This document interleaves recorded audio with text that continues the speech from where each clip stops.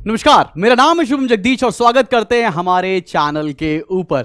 So boss आज हमारा commerce का पहला वीडियो आप देखने जा रहे हैं। हमने बताया है कि ये वन शॉट सीरीज नहीं है, ये इन डेप्थ सीरीज है जिसमें हम हर एक पोर्शन चैप्टर का कवर करेंगे और बोला है कि सिर्फ एक वीडियो काफी है पूरे चैप्टर को कवर करने के लिए। अब आपको यहां पर मल्टीपल छोटे छोटे वीडियोस मैं प्रोवाइड नहीं कर रहा हूंगा। हां, कंसेप्चुअल वीडियो जरूर आएंगे एक फुल वीडियो के सब पार्ट्स के रूप में। उसका मैं शॉर्ट्स इसी वीडियो से निकालकर आप तक पोस्ट करता रहूंगा, लेकिन एक वीडियो एक चैप्टर के लिए काफी है। अकाउंटेंसी का मैं एक वीडियो पोस्ट कर चुका हूं जिसके अंदर मैंने फंडामेंटल्स को पूरा कंप्लीट कराया है, फॉलोड बाय मैंने इकोनॉमिक्स में demand and law of demand का पूरा एक यूनिट एक ही वीडियो में पोस्ट किया है, और आज बिजनेस एनवायरनमेंट का भी पूरा टॉपिक एक वीडियो में कवर करने जा रहे हैं। हाँ, थोड़ा सा फ्रीक्वेंसी ऑफ वीडियोस इधर कम चल रही है बिकॉज अभी सारे एग्जाम्स खत्म हुए हैं, तो अब जाकर मैं पूरी तरह से फ्री हो पाया हूं, तो रेगुलरिटी ऑफ वीडियोस आपको मिलने वाली हैं। 11th क्लास के वीडियोस आपको 10th ऑफ जून से शुरू हो जाएंगे।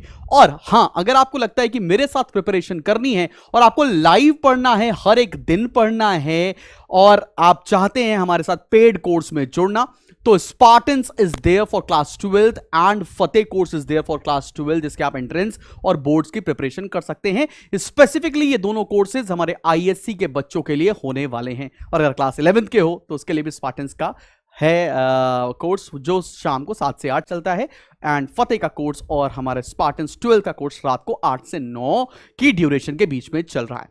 तो चलिए शुरू करते हैं और देखते हैं कि बिजनेस एनवायरनमेंट क्या होता है मेरी जान। एक एक करके सारा पोर्शन कवर करने वाले हैं, और अगर आपको ये हैंड रिटन नोट्स चाहिए, फ्री ऑफ कॉस्ट अवेलेबल है मेरी एप्लीकेशन के ऊपर। आपको obsession and entrance app download करना है, लिंक डिस्क्रिप्शन पर मिल जाएगा। उसके फ्री स्टडी मटेरियल सेक्शन में कॉमर्स के फोल्डर के अंदर मैं ये चैप्टर का पीडीएफ अपलोड कर देने वाला हूं। बाकी अकाउंटेंसी और इकोनॉमिक्स का एक मैं क्लास नोट्स अपलोड कर चुका हूं। तो इस चैप्टर में हमें कंप्लीट क्या क्या करना है, इस चैप्टर में हमें कंसेप्ट ऑफ बिजनेस एनवायरनमेंट पढ़ना है, फीचर्स क्या होते हैं बिजनेस एनवायरनमेंट के, इंपॉर्टेंस क्या होते हैं बिजनेस एनवायरनमेंट के, ये पढ़ने हैं। Then dimensions of business environment पढ़ना है बच्चा पार्टी हमको इसके अंदर। फिर हमें पढ़ना है माइक्रो एनवायरनमेंट क्या होता है, उसके इंटरनल फैक्टर्स क्या हैं, उसके एक्सटर्नल फैक्टर्स क्या हैं, फॉलोड बाय मैक्रो एनवायरनमेंट क्या होते हैं, उसके कंपोनेंट्स क्या हैं, और बाद में लास्ट टॉपिक है हमारा स्वॉट एनालिसिस जो हमें कंप्लीट करना होगा। सो ये कंप्लीट पिक्चर दे रहा है कि इस चैप्टर को कैसे पढ़ना है। मैं आपको एक बात हिंट करना चाहता हूं कि अब हमारे कॉमर्स का जो पेपर है वो बोर्ड एग्जामिनेशन में बिल्कुल अलग तरह से पूछा जाएगा, जिसमें लर्निंग एंड रिप्रोड्यूसिंग मेथड सबसे कम किया जा रहा है। एनालिटिकल और एप्लीकेशन बेस्ड क्वेश्चन ज्यादा मिलने वाले हैं, तो हमें लर्निंग से ज्यादा सीखते हुए चलना है कि ये पॉइंट बोल क्या रहा है। वैसे ही मैंने पूरा इस चैप्टर का नोट्स प्रिपेयर किए हैं सो दैट आपको लर्निंग से ज्यादा अंडरस्टैंडिंग वाला पोर्शन क्लियर हो, चीजें याद तो हो ही जाएंगी मेरे साथ साथ। चलो शुरू करते हैं। ये बिजनेस एनवायरनमेंट होता क्या है मेरी जान, आओ जरा जानते हैं। लेट्स से मैं एक बोलता हूं, मैं बोल रहा हूं लेट्स से मेरे को शुरू करना है एक बिजनेस, और मैं एक बेकरी का बिजनेस शुरू करने जाता हूं। लेट्स से मेरे को एक बेकरी का बिजनेस स्टार्ट करना है, और मैं ये स्टार्ट कर रहा हूं लखनऊ जैसे एरिया में। मैं क्योंकि लखनऊ बेस्ड हूं। अच्छा, जितने बच्चे लखनऊ में मेरे साथ ऑफलाइन पढ़ना चाहते हैं तो आलमबाग सेंटर और हजरतगंज सेंटर 2 सेंटर्स अवेलेबल है, वहां पर मैं आपको बिल्कुल मिलूंगा, ठीक है ना। तो अभी अगर मेरे को बेकरी खोलनी है और मैंने लेट्स से बेकरी खोलने का डिसीजन लिया है कि मेरे को बेकरी खोलना है लखनऊ के अंदर, तो कैसे कैसे फोर्सेस होंगे जो मेरे बिजनेस को गवर्न कर रहे होंगे। सबसे पहले तो क्या है, सबसे पहले तो इंटरनल फैक्टर्स, कौन कौन से बिजनेस के अंदर के फैक्टर्स हैं जो मेरे बेकरी बिजनेस को गवर्न करने वाले हैं। मैं कैसे प्रोडक्शन करता हूं, मेरी क्वालिटी कैसी है, मेरे रॉ मटेरियल्स कैसे हैं, ये सारी चीजें डिजाइन करेंगी। या मैं ऐसा कोई इंग्रेडिएंट तो इस्तेमाल नहीं कर रहा हूं जो सोशली एक्सेप्टेबल नहीं है, या मैं सारे लीगल कंप्लायंसेस फॉलो करके बिजनेस कर रहा हूं, मैंने एफएसएसआई लाइसेंस, फूड लाइसेंस लेकर काम कर रहा हूं कि नहीं कर रहा हूं। मतलब बहुत सारे फैक्टर्स हैं जो बिजनेस को डायरेक्टली या इनडायरेक्टली इन्फ्लुएंस करते हैं। उस कंसेप्ट को बोलते हैं बच्चा पार्टी बिजनेस एनवायरनमेंट। तो मैंने यहां लिख भी दिया है शॉर्ट नोट्स में, कीथ डेविस भाई साहब ने बोला था कि एग्रीगेट का मतलब सम, एग्रीगेट का मतलब क्या है, sum of all conditions, events and influences that surrounds and affect the business organization। वो सारे इवेंट्स और इन्फ्लुएंसेस जो बिजनेस को सराउंड करते हैं और बिजनेस की वर्किंग को इन्फ्लुएंस करते हैं, वो बिजनेस एनवायरनमेंट का पार्ट है। ये किसने बोला था? कीथ डेविस ने बोला था। अच्छा, नाम रिकॉल करने की इतनी जरूरत नहीं, लेकिन तुम्हें, क्योंकि मैं पढ़ा रहा हूं, तो कुछ एक्स्ट्रा पोर्शन भी याद रहना चाहिए। ठीक है, बिजनेस एनवायरनमेंट बात समझ में आ रही है? वो सारे फैक्टर्स जो बिजनेस को सराउंड करते हैं और बिजनेस की वर्किंग को इन्फ्लुएंस करते हैं, बिजनेस एनवायरनमेंट कहलाते हैं। मैंने बेकरी के एक बिजनेस से तुमको बताया कि मैं क्या कहना चाहता हूं।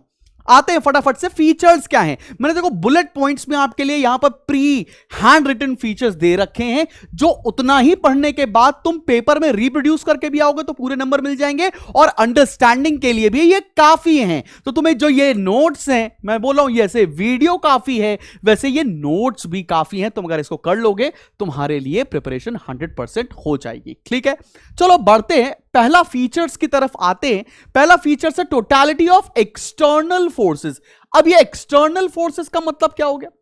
एक्सटर्नल फोर्सेस का मतलब क्या है? All factors external to business enterprise. वो सारे फैक्टर्स जो बिजनेस के अंदर नहीं है, वो बिजनेस के बाहर से बिजनेस को गवर्न करते हैं। जैसे कि क्या? जैसे कि मेरे कस्टमर्स, जैसे कि मेरे कंपटीटर्स।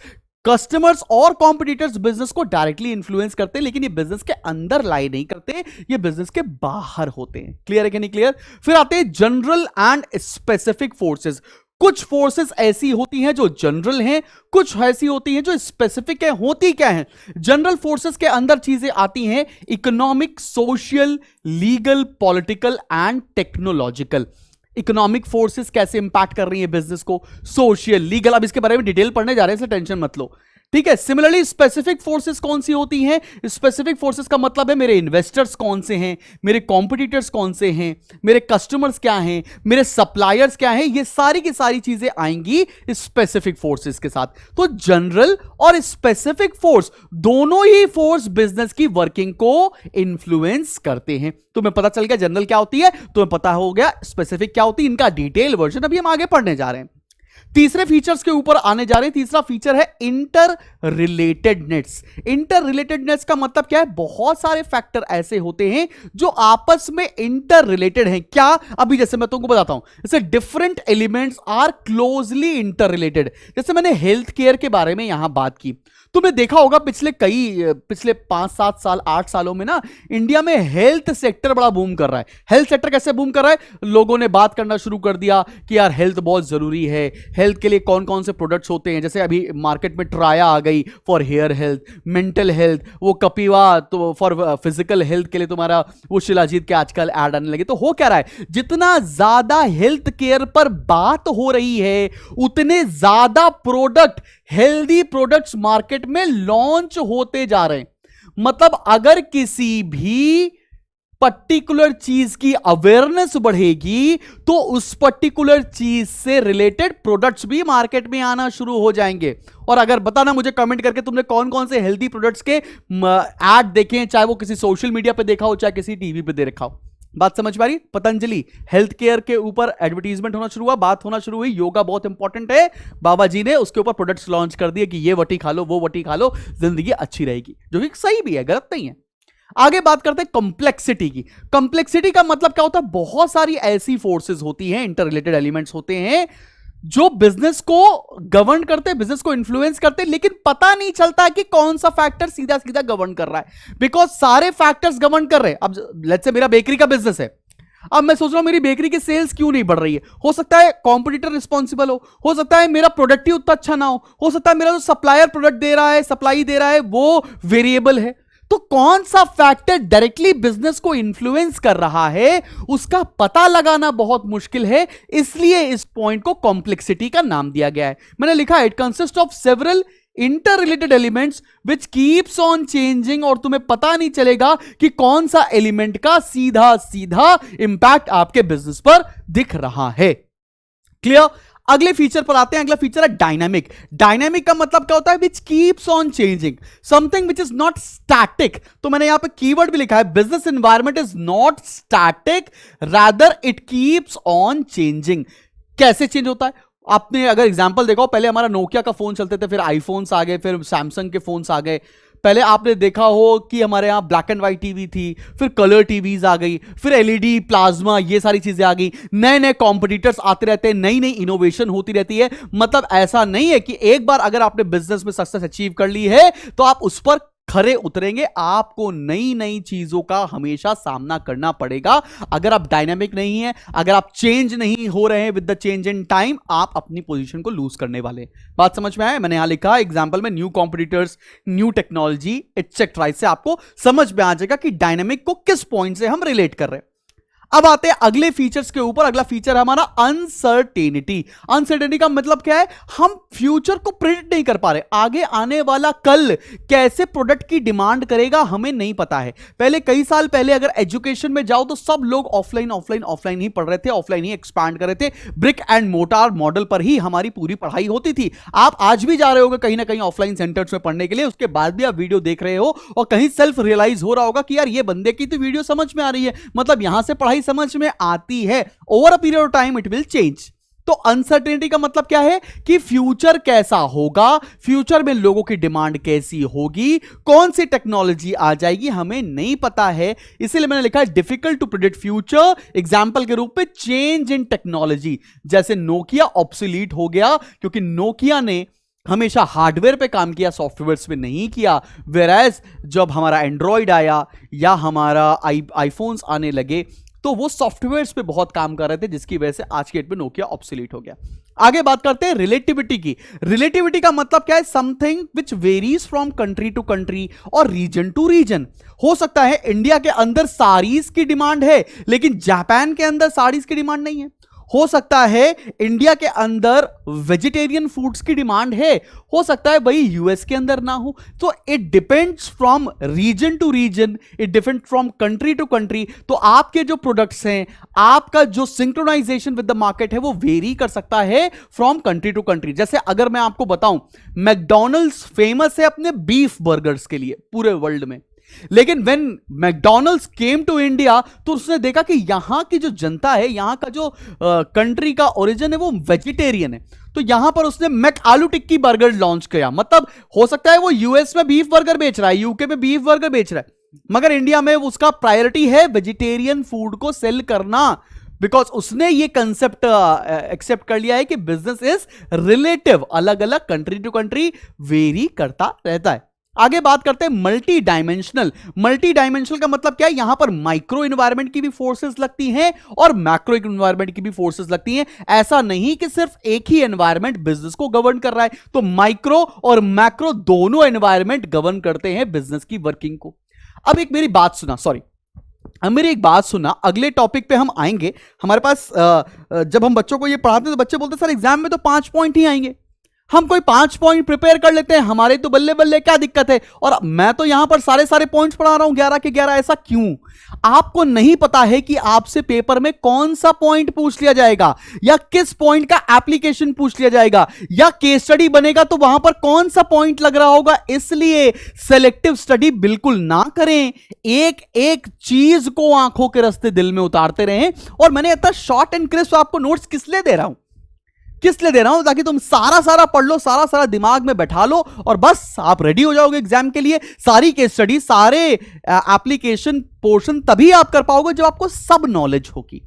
ठीक है, चलो बात करते हैं अगले पॉइंट के ऊपर। अगला फीचर है हमारा म्यूचुअल डिपेंडेंस। म्यूचुअल डिपेंडेंस का मतलब क्या है? Different components of business environment are interdependent on each other. भाई बहुत सारे फैक्टर्स हैं जो अकेले ही इंपैक्ट नहीं करते हैं, डिफरेंट जैसे मेरा सप्लायर्स का जो इंपैक्ट है वो मेरे कस्टमर्स के ऊपर होगा।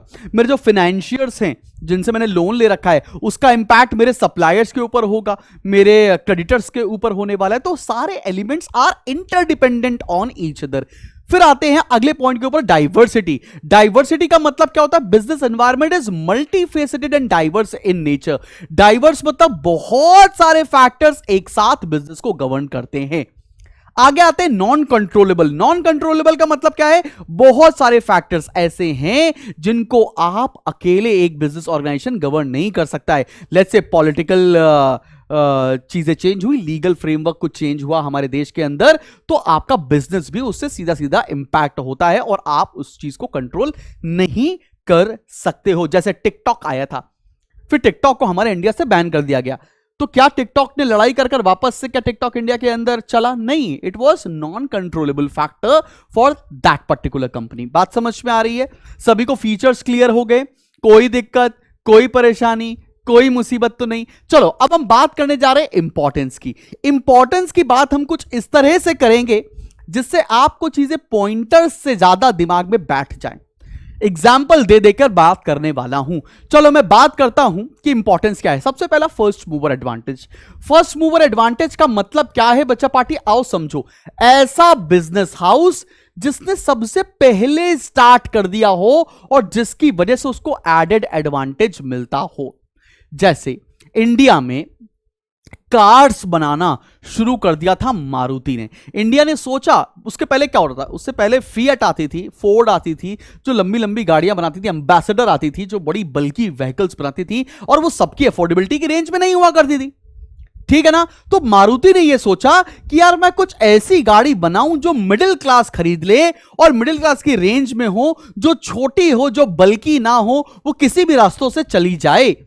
तो मारुति ने इस सेगमेंट को एनालाइज किया और अपनी कार लॉन्च की जिसका नाम था मारुति 800, जो आज तक की डेट की सबसे बेस्ट सेलिंग कार थी, जिसने मिडिल क्लास को यह सपना दिखाया कि जी हां, आप भी 4 पहिया वाली गाड़ी अफोर्ड कर सकते हो, इतना भी मुश्किल नहीं है। तो मारुति को एक कौन सा एडवांटेज मिला? उसको एडवांटेज मिला फर्स्ट मूवर एडवांटेज। आज की डेट में टाटा को यही फर्स्ट मूवर एडवांटेज मिल रहा है इन देयर इलेक्ट्रॉनिक व्हीकल्स। वो देख रहे हैं कि सरकार बहुत ज्यादा प्रमोट कर रही है electronic vehicles, battery oriented vehicles को, और टाटा ने इस चीज को कैपिटलाइज किया, इसलिए टाटा को फर्स्ट मूवर एडवांटेज है। तो फर्स्ट मूवर एडवांटेज होता क्या है सबको समझ में आ गई। एग्जाम्पल के रूप में मैंने यहां पे मारुति लिख दिया है, आप कोई और एग्जाम्पल भी लिख सकते हैं। अब आते हैं अर्ली वार्निंग सिग्नल के ऊपर। अर्ली वार्निंग सिग्नल क्या? आपको बिजनेस एनवायरनमेंट पहले से बताने लगेगा कि आपके बिजनेस के ऊपर खतरा आने लग रहा है। जैसे मारुति बहुत सालों तक, अगले टू बी मोर प्रिसाइज 25 सालों से इस 4 व्हीकल सेक्टर का राजा बनकर बैठा हुआ था, जैसे नोकिया कभी बैठा हुआ था। लेकिन एनवायरनमेंट ने बताया कि चीजें चेंज हो रही हैं। अगर आपने अपना फ्यूल चेंज नहीं किया, maybe electronic, maybe biofuel, maybe some other hydrogen वाली व्हीकल्स लेकर आप नहीं आए, तो आपकी व्हीकल्स शायद आने वाले समय में ऑब्सोलीट हो जाएंगी। तो मारुति को लगातार यह सिग्नल मिल रहा है कि Tata is coming into this venture. Tata Motors market share खा जाएगी। टाटा मोटर्स अपनी पेट्रोल व्हीकल तो लेकर आती है, सीएनजी व्हीकल्स तो लेकर आ रही है, साथ में वो अपनी इलेक्ट्रॉनिक व्हीकल से पूरे मार्केट को डोमिनेट कर रही है। तो entry of new competitor Maruti को कौन बता रहा है? मारुति को बिजनेस एनवायरनमेंट बता रहा है कि भैया नया कॉम्पिटिटर आ गया। अगर आज आपने डिफरेंस क्रिएट नहीं किया, आज अगर आपने क्वालिटी चेंज नहीं की मारुति की, अपने व्हीकल्स की, तो आप बहुत जल्दी अपनी पोजीशन को लूज कर देंगे। तो अर्ली वार्निंग सिग्नल क्या होता है? बता रहे हैं ना कि क्या नया आ रहा है, कौन कॉम्पिटिटर नया आ गया, वो क्या कर रहा है, वो सारी बातें पता चलना। तुमको आई होप समझ में आ रही होंगी चीजें, याद करने वाली फिलॉसफी भी तो नहीं बैठे हो। तीसरी बात आती है यहां पर कस्टमर फोकस। कस्टमर फोकस का एक बहुत बढ़िया एग्जांपल लिखा है मैंने यहां पर, वो है शैम्पूज सैशेज में आने लगे। आपने देखा होगा बचपन में, गले मुलायम काले बाल, खिले खिले मतवाले बाल, डाबर आंवला केश तेल। तो डाबर आंवला केश तेल या वैसा ही क्लिनिक प्लस जैसा एक एड जो मार्केट में आता था कि अगर लंबे कने मुलायम बाल चाहिए तो अब वो 1 रुपए में आपके लिए अफोर्डेबल हो जाएंगे। या नवरत्न तेल जो पहले बॉटल में आता था वो सैशेज में आना शुरू हुआ। तो क्या हुआ? कस्टमर, बहुत सारा कस्टमर ऐसा था जो प्रोडक्ट को कंज्यूम तो करना चाहता है लेकिन उसकी अफोर्डेबिलिटी के बाहर है।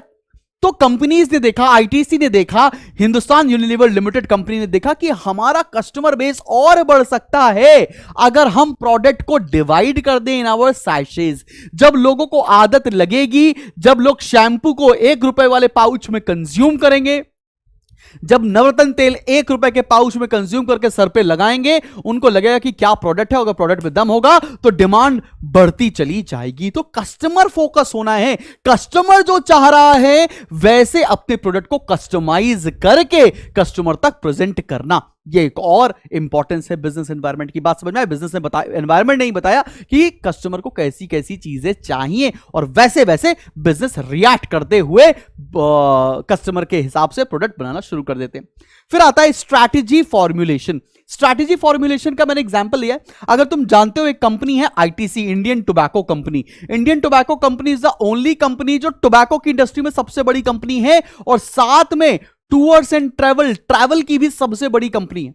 सबसे ज्यादा होटल्स आईटीसी के इंडिया के अंदर हैं, ठीक है ना। उसने देखा कि यार बिजनेस एनवायरमेंट हमें यह बता रहा है कि धीरे धीरे हमारे देश के अंदर ट्रैवल बूम हो रहा है, ठीक है ना, टूरिज्म बूम हो रहा है। लोग हमारे देश के अंदर आना चाहते हैं, या हमारे देश के लोग एक दूसरे शहर में घूमना चाहते हैं, ठीक है ना। तो टूरिज्म सेक्टर बूम हो सकता है। तो एक कंपनी जो पहले टूरिज्म सेक्टर में नहीं थी, उसने स्ट्रैटेजी बनाई और उसने एकदम नया प्रोडक्ट मार्केट में लॉन्च कर दिया, और वो क्या हो गया, ITC, travel and tourism, hotel की इंडस्ट्री 3 बड़ी लॉन्च कर दी। मतलब आपको एनवायरमेंट ही बताता है कि आप कोई नया बिजनेस कैसे स्टार्ट कर सकते हैं, उसके रिगार्डिंग कैसे आप अपनी स्ट्रैटेजी को फॉर्मुलेट कर सकते हैं। बात समझ में आई? 4 पॉइंट कैसे इंपॉर्टेंट हैं ये क्लियर हो गए, इंपॉर्टेंस ऑफ बिजनेस एनवायरनमेंट में। आते हैं 5th पॉइंट के ऊपर। 5th पॉइंट है हमारा कोपिंग विद चेंज। चेंज मतलब क्या है यहां पर? अगर हम देख रहे हैं कि 18 महीनों के अंदर टेक्नोलॉजी डबल हो जा रही है। पहले क्या होता था, हर एक बिजनेस एनवायरनमेंट में डिले इन डिसीजन मेकिंग होती थी। यार आज नहीं कल डिसीजन ले लेंगे, डिसीजन परसों नहीं नरसों ले लेंगे। अगर मैं आपको चेतक बजाज का एग्जांपल दूं, तो बजाज चेतक मार्केट में, जो चेतक का स्कूटर आता था उनका, मार्केट में 97% का डोमिनेशन हुआ करता था टिल अर्ली 90s। लोग अगर आज चेतक बुक करते थे तो बिटिया की शादी 18 साल बाद उसकी डिलीवरी प्लान होती थी, क्योंकि इतना ज्यादा ऑर्डर्स थे, इतना ज्यादा डिले इन प्रोडक्शन हुआ करता था। लेकिन आज ऐसा नहीं हो सकता। आज क्या करना पड़ेगा, कंपनीज को ऑर्डर तुरंत प्रोसेस करना है, क्योंकि अगर आज कस्टमर को नहीं मिला तो कस्टमर किसी और के पास चला जाएगा। तो कंपनी को क्या करना है, देख रहा है कि इन्वायरमेंट मेरा बहुत डायनेमिक है, हमें क्विक डिसीजंस मेकिंग लेनी है, जल्दी जल्दी डिसीजन लेने हैं, फटाफट से एक्शन लेने हैं। अगर आज एक्शन नहीं लिए तो हम ऑब्सोलीट हो जाएंगे। तो जैसा जैसा एनवायरनमेंट का नीड है उसके हिसाब से आपको ढालना पड़ेगा। You need to copy with the change which is happening in the entire industry. अगला पॉइंट है हमारा पब्लिक इमेज। अगर मैं पब्लिक इमेज की बात करूं तो इंडिया में सबसे स्ट्रॉन्ग इमेज जिस कंपनी की है वो है टाटा। और स्ट्रॉन्ग इमेज क्यों बनती है? जब लोगों को यह लगने लगता है कि यह पर्टिकुलर ब्रांड हमारे लिए भी कुछ कर रही है। अपने लिए तो सारी कंपनी काम करती है, रिलायंस अपने लिए काम करती है, अपने बेटों की शादी में 25-25 हजार करोड़ रुपए खर्च कर देती है।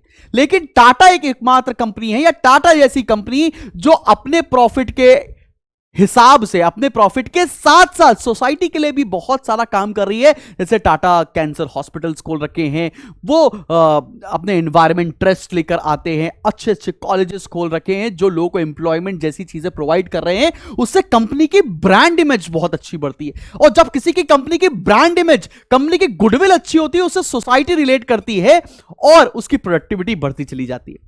तो बात समझ में आ रही है? तो मैंने यहां पे कीवर्ड लिख दिया सेंसिटिविटी टुवर्ड्स एनवायरनमेंट। तुम्हें याद रहेगा कि पब्लिक इमेज को कैसे रिलेट करना है।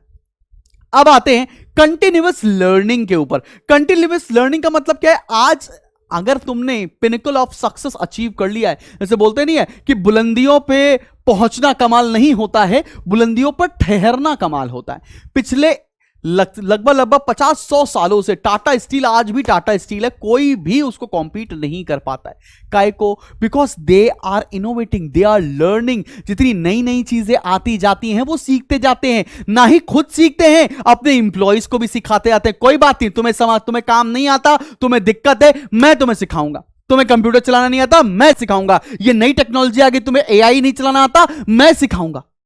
तो there should be continuous learning in the organisation, within the organisation and outside the organisation. जब कंटिन्यूअस लर्निंग चलती रहेगी तो आप according to the environment change होते रहेंगे and you will never be obsolete. अब तुमको यहां पर एक छोटा सा होमवर्क दे रहा हूं, छोटा सा होमवर्क ये दे रहा हूं बचपाड़ी, एक सेकेंड, तुम एक छोटा सा होमवर्क दे रहा हूं, तुम्हें सारे इंपॉर्टेंस ऑफ बिजनेस एनवायरनमेंट को लिखना है, साथ में पूरे के पूरे 9 पॉइंट जो हम लोगों ने पढ़े हैं। एक सेकेंड बच्चा पाड़ी, जो 9 पॉइंट हम लोगों ने पूरे के पूरे पढ़े हैं,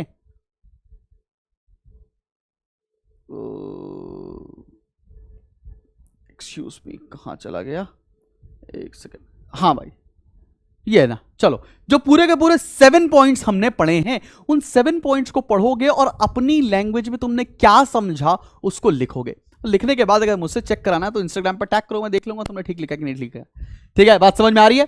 चले बढ़े, आगे बढ़े, अगले टॉपिक पर आ जाए मेरी जान। अगला टॉपिक शुरू होने जा रहा है और वो टॉपिक है हमारा माइक्रो एनवायरनमेंट क्या होता है। So what is micro environment, इसके ऊपर हम फोकस करने जा रहे हैं। उससे पहले ये समझ लेते हैं माइक्रो एनवायरनमेंट है क्या। तो भाई आओ जरा देखते हैं। माइक्रो एनवायरनमेंट में 2 फैक्टर्स होते हैं, एक तो इंटरनल फैक्टर्स जो within the business organisation होते हैं, एक होते हैं external factors which is outside the business organisation, और वो दोनों ही इंपैक्ट करते हैं वर्किंग ऑफ बिजनेस में। यहां लिखा है मैंने, those internal and external factors which exercise a direct influence on working of business. वो सारे फैक्टर्स, चाहे वो इंटरनल हो चाहे वो एक्सटर्नल हो, वो सीधा सीधा आपके बिजनेस के ऊपर इंपैक्ट करते हैं, उसको हम लोग माइक्रो एनवायरनमेंट कहते हैं। अब आओ इंटरनल फैक्टर्स को पढ़ते हैं, देयर आफ्टर फिर हम एक्सटर्नल फैक्टर्स को पढ़ने जा रहे हैं।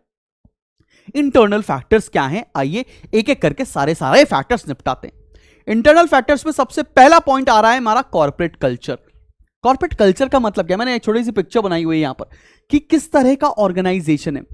जैसे अगर आपने सुना हो नारायण मूर्ति के बारे में, इन्फोसिस, तो वहां पर ना बहुत ही क्लोज्ड कल्चर है। वहां पर सारे लोग लंच साथ में करते हैं, चाहे वो पियोन हो चाहे वो कंपनी का डायरेक्टर हो। तो गूगल में बड़ी ओपन पॉलिसी है, वहां पर स्लीपिंग रूम है, आपको जिस तरह से, वहां पे कोई ड्रेस कोड नहीं है, तो आप जिस तरह से आप आना चाहें उस तरह से आएं, आप जैसे काम करना चाहें वैसे काम कर सकते हो। तो every organisation have a different corporate culture. Different corporate culture में 3 चीजें इंक्लूड होती हैं। उस कंपनी का वैल्यू सिस्टम क्या है, उस कंपनी का बिलीफ क्या है, उस कंपनी का एटीट्यूड क्या है। ठीक है ना, वैल्यूज क्या है, बिलीफ क्या है, एटीट्यूड क्या है of the founder and the top management. Founder के और टॉप मैनेजमेंट के एटीट्यूड्स क्या है, बिलीव्स क्या है और वैल्यूज क्या है, उसके हिसाब से उस पर्टिकुलर ऑर्गेनाइजेशन की वर्किंग डिसाइड होती है, उसके हिसाब से बिजनेस इफेक्ट होता है। क्लियर है कि नहीं क्लियर? जैसे मैंने आपको इन्फोसिस का बताया और गूगल का बताया।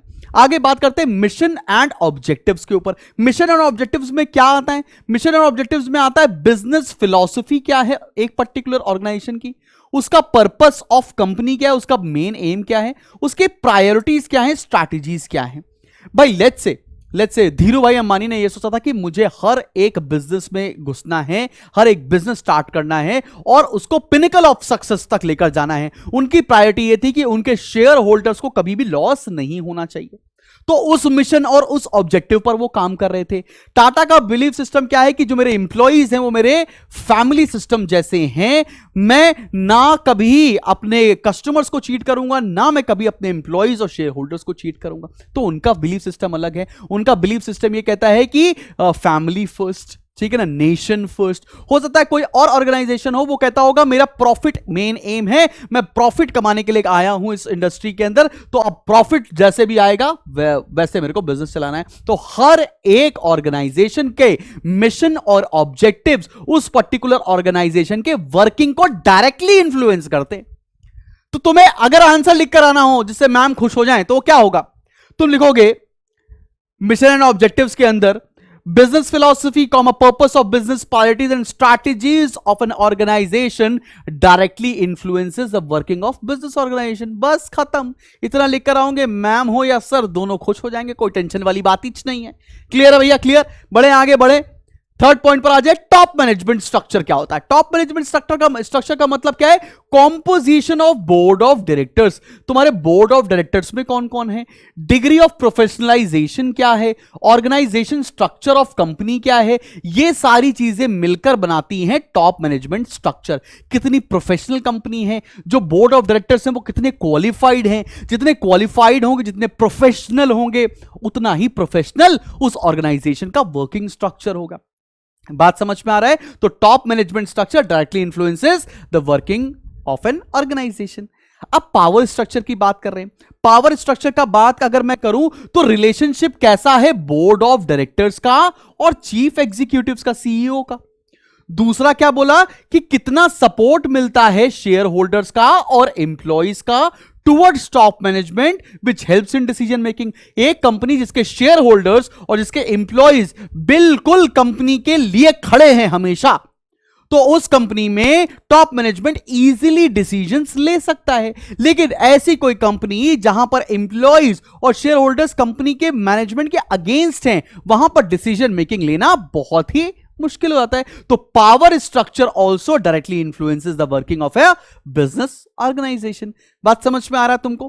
क्लियर है एकदम? बढ़ जाए बाबुआ, बबुआ बढ़े आगे। आते हैं company image and brand equity के बारे में। जिस कंपनी की इमेज बहुत अच्छी है उसको नया प्रोडक्ट लॉन्च करने में दिक्कत नहीं आती, उसको लोन आसानी से मिल जाता है, उसको सप्लायर्स आसानी से मिल जाते हैं, उसको मिडिलमैन आसानी से मिल जाते हैं। और जिस कंपनी की ब्रांड बहुत खराब है, इमेज बहुत खराब है कि पैसा मार लेगी ये वाली ब्रांड, तो उसके साथ ये सारी चीजें आसानी से नहीं होती हैं। तो अगर मैंने लिखा है better brand image leads to आसानी से finance, easy finance, forming alliance, आसानी से आपको अलायंस मिल जाते हैं, लॉन्चिंग न्यू प्रोडक्ट आसान होता है, मिडिलमैन अलायंसेस मतलब क्या है, रिटेलर्स मिल गए, होलसेलर्स मिल गए, मिडिलमैन मिल गए इजीली। तो आपको अगर ब्रांड इमेज अच्छा है तो ये सारी चीजें आपके लिए आसानी होती हैं। अगर आपको कभी भी कोई नया प्रोडक्ट लॉन्च करना हो इजी है, कोई दिक्कत नहीं। जैसे टाटा ने जूडियो लॉन्च किया, आसान है। क्यों? क्योंकि टाटा ने लॉन्च किया है। बात समझ में आ रही? टाटा का ब्रांड इमेज बहुत अच्छा है। आगे बात करते हैं, लिखा क्या है, human and other resources. Human resources में हम क्या चीजें देखते हैं कि ह्यूमन रिसोर्स कितना कॉम्पिटेंस है, उसका वो मोरल में कैसा है, हाई मोरल है कि नहीं है, और मोटिवेशन ऑफ एम्प्लॉइज कैसा है। ये तीन चीजें बहुत वाइटल रोल प्ले करती हैं in the success of firm. अगर एक किसी भी ऑर्गेनाइजेशन के अंदर जो वर्कफोर्स है बहुत ही कॉम्पिटेंट है, उसको बहुत सारी चीजें आती हैं, बहुत स्किलफुल है और बहुत हाई इन मोरल है, खराब काम करने को तैयार नहीं है, जल्दी बिक नहीं सकते। तीसरा क्या है, मोटिवेटेड है काम करने के लिए, सक्सेस के लिए काम करना चाह रहे हैं, एक्सक्यूज मी। तो उस तरह के लोग, उस तरह का ह्यूमन रिसोर्स किसी भी ऑर्गेनाइजेशन को सक्सेसफुल बना सकता है। ठीक है, हम लोगों ने बात कर ली है सारे के सारे इंटरनल फैक्टर्स के बारे में। अब हम बात करने जा रहे हैं बच्चा पार्टी एक्सटर्नल फैक्टर्स कौन कौन से। तो सबसे पहले हम एक्सटर्नल फैक्टर के ऊपर आते हैं, उसका नाम है कस्टमर्स। अब कस्टमर इज द किंग। पहले जमाने में लेट द कस्टमर बीवेयर होता था, आज की डेट में लेट द सेलर बीवेयर होता है। इसका मतलब क्या है कि अगर कस्टमर, तुमने जरा से भी डिले किया, तुमने अच्छा सामान नहीं दिया, कस्टमर आज की डेट में स्विच हो जाएगा, फिर आने वाली पीढ़ी वो तुम्हारा सामान नहीं खरीदेगी। तो मैंने इसको की पॉइंट्स में डिवाइड किया है। In order to be successful a company must understand and meet the needs and expectation of its customers. ठीक है ना, कस्टमर किस तरह के प्रोडक्ट की चाहत रख रहा है, अगर कंपनी वैसा ही प्रोडक्ट बनाकर दे देगी तो that company will retain their customers over a longer period of time. बात समझ में आ रही? कस्टमर की चाहत के हिसाब से सामान बनाओ, अपनी चाहत के हिसाब से कस्टमर को सामान मत बेचो। बात समझ में आ रही है कि नहीं आ रही? एकदम क्लियर है? चलो आगे बढ़ते हैं। अगला एक्सटर्नल फैक्टर है हमारा कॉम्पिटिटर। अब कॉम्पिटिटर कौन होते हैं? कॉम्पिटिटर को भी दो पार्ट में डिवाइड किया है, एक तो डायरेक्ट कॉम्पिटिटर और दूसरा इनडायरेक्ट कॉम्पिटिटर। डायरेक्ट कॉम्पिटिटर क्या हुआ? लेट्स से मेरा नाम है सोनी, मैं सोनी की टीवी बनाता हूं, मेरा डायरेक्ट कॉम्पिटिटर कौन हो गया? एलजी भी टीवी बनाता है, मैं भी टीवी बनाता हूं, दोनों डायरेक्ट कॉम्पिटिटर्स हो गए। इनडायरेक्ट कॉम्पिटिटर्स क्या है? मान लो मेरा पीवीआर सिनेमास है, और पीवीआर सिनेमास, भाई आजकल गर्मियों की छुट्टियां चल रही हैं, लोग वाटर पार्क जा रहे हैं, तो वाटर पार्क जा रहे हैं इसलिए पिक्चर देखने नहीं आ रहे, तो वो मेरे इनडायरेक्ट कॉम्पिटिटर हो गए। पीवीआर सिनेमा और मैंने यहां पे एग्जांपल लिखा है अम्यूजमेंट पार्क का कोई सीधा लेना देना नहीं है, लेकिन लोग तो सेम है। जो अम्यूजमेंट पार्क जा रहे हैं वो पीवीआर नहीं जा रहे, जो पीवीआर जा रहे हैं वो अम्यूजमेंट पार्क नहीं जा रहे। बात समझ में आ रही है मैं क्या बोल रहा हूं? तो कई बार जैसे होता नहीं है, कई बार आईपीएल चलता है, अभी आईपीएल चल रहा था, लोग जा ही नहीं रहे बाहर, लोग पीवीआर में पिक्चर देखने जाएंगे क्योंकि उनको लग रहा है यार घर में इतना एंटरटेनमेंट, आईपीएल चल रहा है, कौन जाए भाई साहब। क्लियर है कि नहीं क्लियर बात? वैसे आई एम अ थाला फैन, बाकी तुम लोग जितने किसकी और के फैन हो तो कमेंट सेक्शन में करके बताना, ठीक है। चलो भाई आगे बढ़ते हैं, थर्ड एक्सटर्नल फैक्टर के ऊपर आते हैं और वो है सप्लायर्स। सप्लायर सबसे वाइटल रोल प्ले करते हैं बेटा। तो सप्लायर्स के बारे में बताया, who supply raw materials and components to the company. Suppliers कौन होता है? जो रॉ मटेरियल दे रहे हैं, जो कंपोनेंट्स दे रहे हैं टू अ पर्टिकुलर कंपनी। एक बिजनेस फर्म को एक से अधिक सप्लायर रखना चाहिए to control over the quality, to control over the price. अगर आपकी कंपनी का सिर्फ एक ही सप्लायर है और जिस दिन उसने चाहा वो अपनी सप्लाई बंद कर देगा और अपने प्राइसेस पर आपके साथ काम करना शुरू कर देगा और आपका बिजनेस जो है वो डगमगा जाएगा। तो सप्लायर्स के साथ क्या करना चाहिए कि आपके पास मल्टीपल सप्लायर्स होने चाहिए so that you can bargain with the suppliers and not supplier should bargain with you. आगे बात करते हैं, उसके बाद क्या लिखा है? मार्केटिंग इंटरमीडिएरीज को मिडिलमैन बोलते हैं। मिडिलमैन मतलब होलसेलर्स, रिटेलर्स, ये सारे लोग। अब तुम्हें क्या है, तुम्हारे पास प्रोडक्ट है, इनके पास कस्टमर्स हैं और ये तुम्हारे और कस्टमर्स के बीच में लिंकिंग पिन का काम करते हैं, लिंक का काम करते हैं। बात समझ में आ रहा है? आप अपना सामान होलसेलर्स को बेचे, होलसेलर्स रिटेलर को और रिटेलर कस्टमर को बेच देगा। तो इनका ध्यान रखना बहुत जरूरी है और ये भी आपके बिजनेस को डायरेक्टली इंपैक्ट करते हैं। अगर जितना स्ट्रॉन्ग मिडिलमैन नेटवर्क होगा उतना ईज ऑफ सप्लाई आपके प्रोडक्ट यूनिट को मिलेगा। चलें बड़े, अब आते फाइनेंशियरीज। फाइनेंशियरीज का मतलब वो जिन्होंने तुम्हारे कंपनी में तुम्हारे प्रोडक्ट्स के ऊपर पैसा लगाया है। जैसे कौन कौन? जैसे शेयर होल्डर्स, जो शेयर होल्डर्स ने आपको पैसे लगाए हैं, वो फाइनेंशियल इंस्टीट्यूशन जहां से आपने लोन लिया है, वो डिबेंचर होल्डर्स जिनसे आपने फंड रेज किया हुआ है, और वो बैंक्स जहां से आपने लोन लिया हुआ है। ये चारों लोग भी आपके बिजनेस को सीधा सीधा गवर्न करते हैं बिकॉज इनका सीधा कंट्रोल आपके बिजनेस के ऊपर होता है। शेयर, अगर आपने कुछ भी गड़बड़ किया, डिविडेंड नहीं दिया, शेयर प्राइसेस नहीं बढ़ रहे हैं आपके मार्केट में, तो शेयर होल्डर नाराज हो जाएगा। अगर फाइनेंशियल इंस्टीट्यूशन को टाइमली आपने रिटर्न नहीं दिया है, इंटरेस्ट नहीं पे किया है, then that will be a burden on you. फिर आप बात आते हैं लास्ट में, जो कि है पब्लिक। और पब्लिक कौन कौन होती है? पब्लिक मतलब मीडिया, पब्लिक मतलब एनवायरमेंटलिस्ट, पब्लिक मतलब एनजीओस, पब्लिक मतलब लोकल कम्युनिटी। अब ये जो 4-5 लोग हैं, ये भी बिजनेस को सीधा सीधा इंपैक्ट करते हैं। हो सकता है इनका पॉजिटिव इंपैक्ट हो आपके बिजनेस के ऊपर, हो सकता है इनका इंपैक्ट आपके बिजनेस के ऊपर नेगेटिव हो। कितने बच्चों को वो केस याद है लखनऊ से थोड़ा दूर बाराबंकी के पास कुछ साल पहले यह बोला गया था, जो कि टेस्ट हुआ था लैब्स में, कि मैगी के प्रोडक्ट के अंदर लेड निकल रही है। लेड क्या होती है? जो पेंसिल्स के अंदर होती थी, ठीक है ना। टेस्ट हुआ। अब किसने टेस्ट किया? एक एनजीओ था जिसने टेस्ट किया, जिसकी वजह से मैगी को पैन इंडिया से अपने प्रोडक्ट्स को हटाना पड़ गया। तो that was a negative impact of public on business organisation. बात समझ में आ रही? कितने लोगों को वो केस याद है? कमेंट डाउन करके दिखना, फिर हम लोग डिस्कस करते हैं इसके ऊपर एक फर्दर वीडियो बनाकर, मैगी की केस स्टडी बनाकर। चलो भाई, अब बात करने जा रहे हैं मैक्रो एनवायरनमेंट के ऊपर। माइक्रो एनवायरनमेंट तो पढ़ लिया, एक एक चीज आपको समझ पे भी आ गया बच्चा पार्टी। मैक्रो एनवायरनमेंट क्या है, आओ जरा देखा जाए। मैक्रो एनवायरनमेंट का मतलब है विच डज नॉट डायरेक्टली और regularly interact with the A company does not directly or regularly interact with the macro environment। भाई देखो, माइक्रो एनवायरनमेंट के साथ तो डायरेक्टली और रेगुलरली इंटरैक्ट करना है, बट मैक्रो के साथ कभी भी डायरेक्ट सामना नहीं होता, ना ही कभी रेगुलरली इंटरैक्शन होता है। अब मैक्रो एनवायरनमेंट के अंदर आते क्या क्या हैं और इनके कंपोनेंट्स बहुत इंपॉर्टेंट है, चलिए देखते हैं।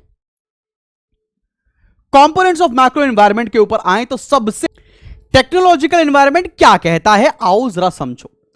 टेक्नोलॉजी का मतलब क्या है कि कौन सी टेक्नोलॉजी करंट स्टेटस पे चल रही है, क्या नए नए इनोवेशंस हो रहे हैं और उनसे हमारे बिजनेस को कैसे इंपैक्ट होगा, वो सब हम इस पॉइंट में कवर करने वाले हैं। मैंने कुछ आपको बादल बनाकर ये पॉइंट दिए हुए हैं। जैसे मैंने क्या बोला, it refers to state of science and technology in the country. Current status में, करंट सिनेरियो में क्या साइंस एंड टेक्नोलॉजी हमारे देश में चल रही है।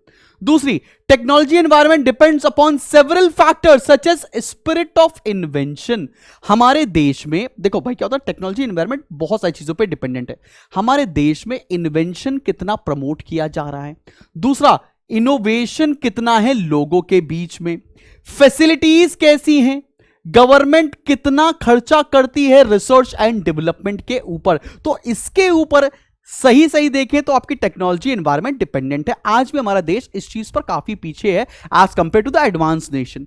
अगर हम यूएस की बात करें तो वहां पर बहुत सारे लोग जब पढ़ लिख जाते हैं तो वो रिस्क को ज्यादा लेने लगते हैं, वो ज्यादा इन्वेंशन, ज्यादा इनोवेशंस, नई नई चीजों को निकालने की कोशिश करते हैं। इसीलिए आज की डेट में दुनिया की सबसे बड़ी 100 कंपनियां सारी की सारी यूएस से ही हैं। कंपनियां मतलब यूपी टर्म है, ठीक है ना, कंपनीज भी बोल सकता हूं।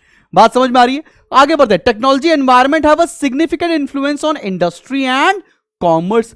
As technology advances, productivity and quality improves. जैसे जैसे नई टेक्नोलॉजी आती जाएगी वैसे प्रोडक्टिविटी बढ़ेगी, वैसे क्वालिटी इंप्रूव होगी और कॉस्ट ऑफ प्रोडक्शन कम होता चला जाता है। जैसे आज की डेट में आप जो देख रहे हैं, इंडिया के अंदर रिलायंस ही है वो कंपनी जो कि इंटरनेट रिवॉल्यूशन लेकर आया, जिसकी वजह से हम और तुम आज दोनों ही पढ़ा पा रहे हैं और तुम लोग सीख पा रहे हो through the use of internet. Clear है कि नहीं क्लियर? बात समझ में आ गई? तो यही आप आंसर सीधा लिख कर आओगे, आपके नंबर पूरे हो जाएंगे। और टेक्नोलॉजी कैसे गवर्न करती है बिजनेस को, यह भी तुम्हें समझ में आ गया। जैसे टेक्नोलॉजी इंप्रूव होगी वैसे क्वालिटी ऑफ प्रोडक्ट्स इंप्रूव होंगे और cost of production will fall, मतलब प्रॉफिटेबिलिटी बढ़ेगी। आगे बात करने जा रहे हैं हम लोग बच्चा पार्टी। कई सारे पॉइंट्स मैंने लिखकर रखे हैं आपके लिए छाट छाट कर। तो वो है हमारा इकोनॉमिक एनवायरनमेंट। इकोनॉमिक एनवायरनमेंट में दो चीजें आती हैं बच्चा पार्टी। वो दो चीजें कौन कौन सी हैं बताऊं? एक तो है मींस ऑफ प्रोडक्शन, मतलब हम प्रोडक्शन करेंगे तो उसके जरिया क्या है, उसके रिसोर्सेस क्या है। दूसरा है डिस्ट्रीब्यूशन ऑफ वेल्थ, कौन कितना अमीर है, किसके पास कितना पैसा है। ये दो चीजों के बारे में बात होती है इकोनॉमिक एनवायरनमेंट के अंदर। अब इसके कुछ कंपोनेंट्स है जो हमें पढ़ना पड़ेगा। जैसे पहला कंपोनेंट है नेचर ऑफ इकोनॉमिक सिस्टम।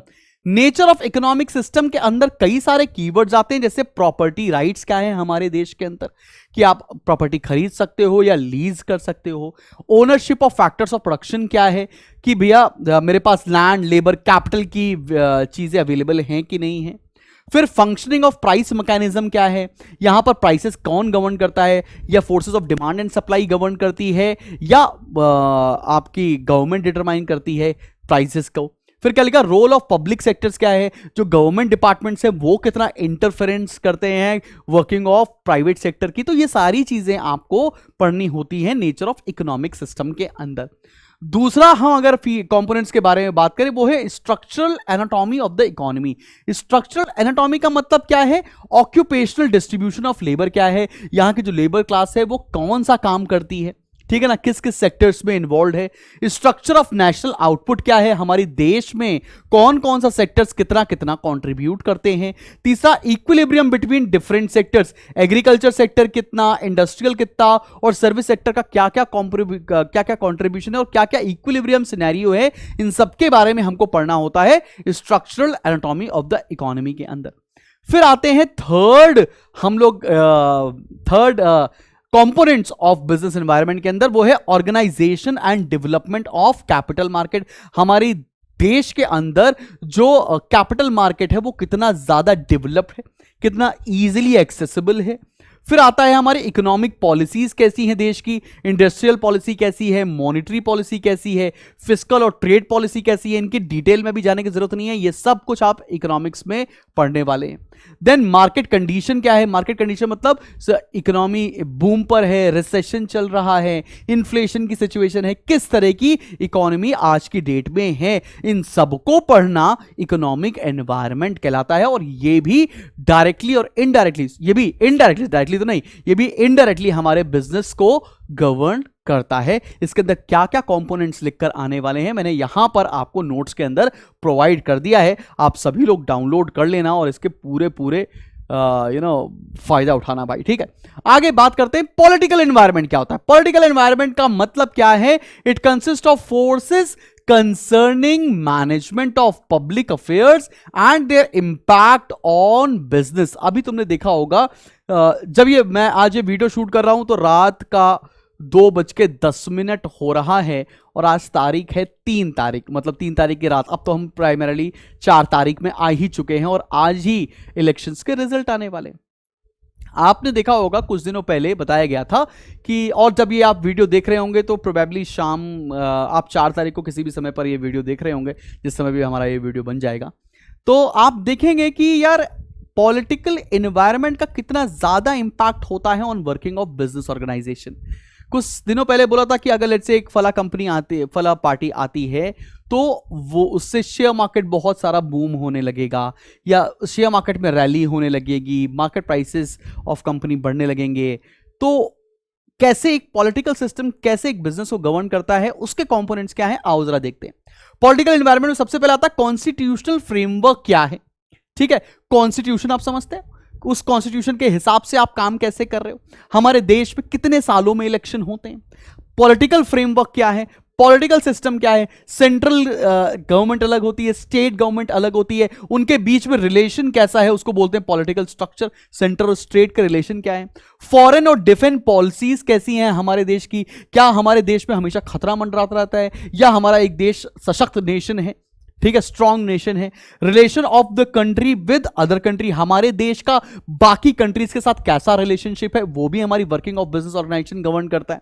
फिर पॉलिटिकल प्रोसेस क्या है, मतलब हमारे देश में कैसी पार्टी सिस्टम है, उसकी क्या आइडियोलॉजी है, इलेक्शन कम होते हैं, फंडिंग कहां से आती है, ये सारी चीजें बिजनेस को गवर्न करती हैं। और आपने देखा होगा कि जो भी सरकार इन पावर आती है उस पर आरोप लगता है कि वो इन फला बिजनेस को बहुत फेवर करते हैं, दूसरे बिजनेस को दूसरी गवर्नमेंट बहुत फेवर करती है। तो ये सारी चीजों को, ये पॉलिटिकल फ्रेमवर्क को पढ़ना, ये सब कुछ पॉलिटिकल एनवायरनमेंट के अंदर आता है। और पॉलिटिकल एनवायरनमेंट अब आप कमेंट सेक्शन में लिखकर बताना कि बिजनेस को गवर्न करते हैं कि नहीं करते, और करते हैं तो कैसे करते हैं, मुझे कमेंट सेक्शन में जरूर लिखकर बताइएगा। चलिए आगे बढ़ते हैं हम लोग और बात करने जा रहे हैं सोशल एनवायरनमेंट की। सोशल मतलब which is related to society as a whole.